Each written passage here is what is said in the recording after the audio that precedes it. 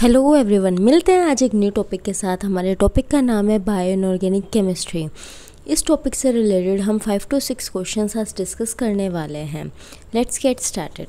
हमारा first question क्या है आज का?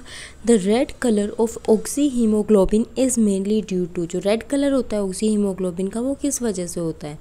इंट्रालिगेंड pi star transition, ligand to metal charge transfer, d transition या metal to ligand charge transfer. ठीक है, ऑक्सी हीमोग्लोबिन में जो आयरन होता है बच्चों, किस ऑक्सीडेशन स्टेट में प्रेजेंट होता है? Fe2 पॉजिटिव में। तो Fe2 पॉजिटिव के अकॉर्डिंग आर्गन जो है, आर्गन 3d6 आ जाएगा हमारा। और 3d6 इलेक्ट्रॉन्स को हम कैसे अरेंज करेंगे? T2g और Eg, ये लो स्पिन के अंदर हमारे पास यहाँ पे प्रेजेंट रहेगा ऑक्सी हीमोग्लोबिन में। लेकिन जब हम इसकी ट्रांजिशन करवाते हैं तो ट्रांजिशन करवाने पे जैसे हमने इसको हीट दी है तो इसके इलेक्ट्रॉन्स जो है वो ऊपर जंप करके चले जाएंगे। ठीक है, तो यहाँ पर जो इलेक्ट्रॉन नीचे 6 थे, अब वो टोटल दोनों में डिवाइड हो गए। कितने हो गए? 1 2 3 4 5 6 आ गए। ठीक है, तो जैसे ही हमने किसी की ट्रांजिशन करवाई एक ब्लॉक से और दूसरे ब्लॉक के अंदर, ये डी से डी ही ट्रांजिशन, T2g भी डी का ही आता है और Eg भी डी का ही आता है। और ट्रांजिशन की वजह से इसका कलर ऐसा हमें दिख रहा है। ठीक है, red colour, bright red colour हमें दिखेगा इसमें। जो हमारा रेड ब्लड का रेड कलर होता है वो ट्रांजिशन की वजह से दिखता है। तो इसका करेक्ट आंसर क्या रहेगा हमारा? सी ऑप्शन करेक्ट रहेगा, डी ट्रांजिशन। ठीक है, let's move on our next question. हमारे सेकंड क्वेश्चन में क्या है बच्चों? मेटल और protein have iron central metal and functions in electron transfer is. कि जो मेटल और प्रोटीन है उसके पास iron as a central metal given है और फंक्शंस जो है वो उनका क्या है, उनका काम क्या है? इलेक्ट्रॉन ट्रांसफ़र का है। तो इन 4 ऑप्शंस में से कौन सा करेक्ट ऑप्शन होगा? फेरेडॉक्सिन, कैटालेज, हीमोग्लोबिन या साइटोक्रोम? तो इसका हमारा करेक्ट ऑप्शन क्या रहने वाला है बच्चों? साइटोक्रोम रहने वाला है। ठीक है, मेटल और प्रोटीन क्या होता है? सबसे पहले प्रोटीन क्या होता है? Protein are the complex organic compounds which are polymer of amino acid. जो क्या होता है? अमीनो एसिड के पॉलीमर होते हैं। Protein contain carbon, hydrogen, oxygen, nitrogen, sulphur and sometimes P also. ये सारे प्रोटीन के अंदर प्रेजेंट होता है। और जब भी कभी प्रोटीन को हम कंबाइन करते हैं with metals like iron, cobalt, zinc, manganese, copper, magnesium, तो वो क्या बना देगा? Metlo protein. Means protein is combining with metal. ठीक है, तो वो क्या हो जाएगा? मेटलो प्रोटीन हो जाएगा। They are responsible for electron transfer. और इनका काम क्या होता है? इलेक्ट्रॉन को ट्रांसफ़र का होता है। साइटोक्रोम जो होता है उसके अंदर आयरन जो होता है वो लो स्पिन ऑक्टाहेड्रल में प्रेजेंट होता है हमारा, और Fe2 या Fe3 के अंदर प्रेजेंट होगा, ये सिस्टम होगा। और ये कहाँ पाए जाते हैं हमारे साइटोक्रोम्स? साइटोक्रोम्स हमारे जो EPR of eukaryotes, endoplasmic reticulum होता है यूकैरियोट्स का, उसके अंदर हमारा साइटोक्रोम जो है वो पाया जाता है। तो इसका जो करेक्ट ऑप्शन रहने वाला है, जिसके अंदर आयरन जो है एज ए सेंट्रल मेटल है और साइटोक्रोम्स का फंक्शन क्या होता है? इलेक्ट्रॉन ट्रांसफ़र का होता है। तो हमारा सेकंड का करेक्ट ऑप्शन क्या हो जाएगा बच्चों? साइटोक्रोम हो जाएगा। ठीक है, let's move on our next question. हमारा थर्ड क्वेश्चन क्या है? An organometallic enzyme is involved as a component of ribonucleotide reductase that convert ribonucleotide to deoxyribonucleotide. This coenzyme is. Coenzyme का हमें नाम बताना है जिसके अंदर क्या है हमारे पास? ऑर्गेनोमेटेलिक एंजाइम की बात कर रखी है जो कन्वर्ट कर रहे हैं किसी भी राइबोन्यूक्लियोटाइड को डीऑक्सीराइबोन्यूक्लियोटाइड में। ठीक है, तो वो कौन सा है बच्चों? वो है हमारा कोएंजाइम B12। ठीक है, ये क्या करता है? जो राइबो न्यूक्लिक रिडक्टेज रिड्यूसेस, ये इसको रिड्यूस करता है। इसका जो CHOH है उसको CH2 ग्रुप के अंदर रिड्यूस कर देता है। As the ribo nucleic acid, जो RNA होता है वो किस में रिड्यूस होता है? Deoxy ribo nucleic acid, means DNA में रिड्यूस होता है। तो ऐसा कौन सा ऑर्गेनोमेटेलिक एंजाइम है हमारा? विटामिन B12 है, जो राइबोन्यूक्लियोटाइड बोल लो या RNA बोल लो, उसको किस में कन्वर्ट कर रहा है? डीऑक्सीराइबोन्यूक्लियोटाइड में या फिर डीऑक्सीराइबोन्यूक्लिक एसिड में। ठीक है, आई होप से आपको इसका आंसर पता लगा होगा। क्या होगा? ए होगा। Let's move on our next question.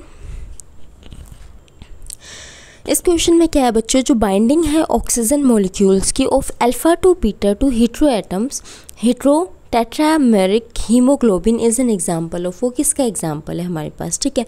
इन्होंने साफ साफ लिख रखा है alpha two beta two heterotetrameric, means alpha two beta two units के हमारे पास टेट्रामेरिक 4 यूनिट्स जो है ऑक्सीजन हमारे बाइंड होते हैं हीमोग्लोबिन के अंदर, वो किसका एग्जाम्पल होंगे, इंट्रामोलिकुलर कोऑपरेटिविटी का, इंटरमोलिकुलर कोऑपरेटिविटी का, कीलेट कोऑपरेटिविटी का और इंटरएन्युलर कोऑपरेटिविटी का। तो हमारा इसका करेक्ट आंसर रहने वाला है इंटरमोलिकुलर कोऑपरेटिव।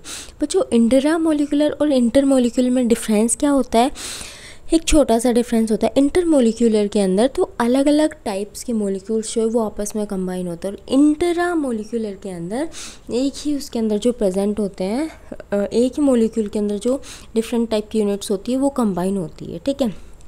तो कोऑपरेटिव इफेक्ट बोलते हैं किसे हैं, the phenomena where the addition of di oxygen to one haem sub unit. ये वो फिनोमिना होता है जहाँ पे एडिशन होती है डाई ऑक्सीजन की एक हीम यूनिट में, हीम सब यूनिट में, उस वो इनक्रीज करेगी और फर्दर डाई ऑक्सीजन मोलिक्यूल आकर के ऐड हो to other haem sub unit में, उसको हम क्या बोलते हैं, कोऑपरेटिव इफेक्ट बोलते हैं। और intermolecular cooperativity this exist between two different molecule, दो अलग अलग मोलिक्यूल के बीच में एग्जिस्ट करती है कि एक सब यूनिट के साथ हमारा एक ऑक्सीजन ऐड हो गया, फिर हमारी और अदर सब यूनिट्स के साथ डिफरेंट डाई ऑक्सीजन जो है वो ऐड होते हैं। तो इसलिए इसका करेक्ट आंसर क्या रहेगा, इंटरमोलिकुलर कोऑपरेटिविटी रहेगा, ठीक है। Let's move on our next question. हमारे इस क्वेश्चन में क्या है बच्चों, an enzyme X facilitates digestion of lactose and a deficiency of this enzyme make it difficult to digest lactose causing abdominal discomfort. Enzyme X is, enzyme X जो है एक enzyme का नाम है जो क्या कर रहा है, हमारा लैक्टोज को डाइजेस्ट करने में हेल्प कर रहा है।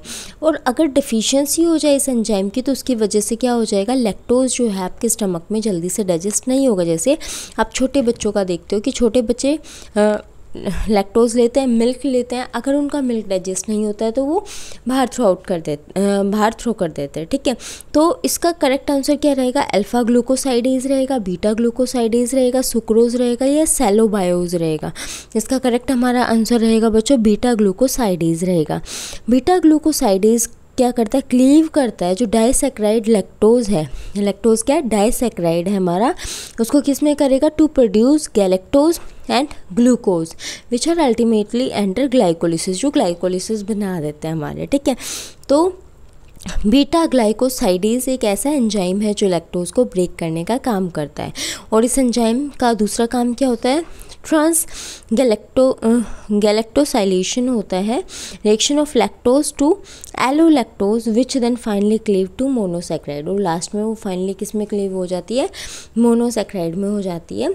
तो इसलिए हमारा कौन सा एंजाइम है, बीटा ग्लूकोसाइडेज है जो क्या करता है, लैक्टोज को डाइजेस्ट करने का काम करता है। अगर इसकी डेफिशिएंसी हो गई तो हमारे स्टमक में लैक्टोज प्रॉपर डाइजेस्ट नहीं हो पाएगा, ठीक है। Let's move on our next question. इस क्वेश्चन में क्या बच्चों, compound X is a thiol, its chain terminate in a SH group, क्योंकि एसएच ग्रुप आ गया तो वो क्या होगा, थायो ग्रुप को रिप्रेजेंट करता है, एस सल्फर जो है।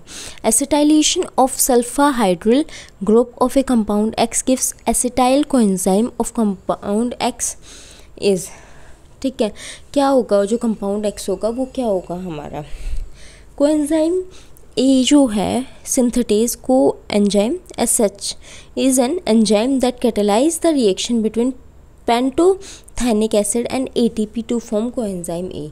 तो ये जो है ये हमारा रिएक्शन करवाएगा, ये एक एंजाइम होता है कोएंजाइम ए सिंथेटेज जो है कंप्लीट ये इसके साथ जब जुड़ा होता है, SH के साथ जब जुड़ा होता है, मीन्स इसकी बात कर रहा है, ये थायोल है एक टाइप का। ये जब हमारा रिएक्शन करवाता है पेंटोथेनिक एसिड के साथ और ATP के साथ तो कोएंजाइम ए बनता है। तो आपका कौन सा करेक्ट आंसर होगा, इसका ए करेक्ट आंसर होगा, कोएंजाइम ए की जो है इसके अंदर फॉर्मेशन हो जाएगी हमारे, ठीक है, क्योंकि एसिटाइलेशन करवा रहे हैं सल्फ हाइड्रिल ग्रुप की ऑफ कंपाउंड एक्स के एसिटाइलेशन करवा रहे हैं हम। तो इसका करेक्ट आंसर क्या रहेगा हमारा, कोएंजाइम ए रहेगा। आई होप से बच्चों आपको ये क्वेश्चन समझ आए होंगे। बच्चों मैं 5 to 6 क्वेश्चन इसलिए लेकर आ रही हूँ क्योंकि एग्ज़ाम आपका कभी भी हो सकता है, अगस्त के बाद सितंबर अक्टूबर में कभी भी हो सकता है। टाइम कम है, अगर हम रोज़ 1 क्वेश्चन डालेंगे तो ऐसे तो हमारा सिलेबस, हमारे जो PYQs है वो कभी भी कंप्लीट नहीं होंगे। तो इसलिए मैंने सोचा है कि 5 to 6 क्वेश्चन अगर एक वीडियोज़ में कवर हो जाएंगे तो हमारे क्वेश्चंस जल्दी कवर हो जाएंगे, ठीक है। लेकिन अगर इनमें आपको फिर भी कोई डाउट रह जाता है तो आप कमेंट बॉक्स में डाल सकते हैं।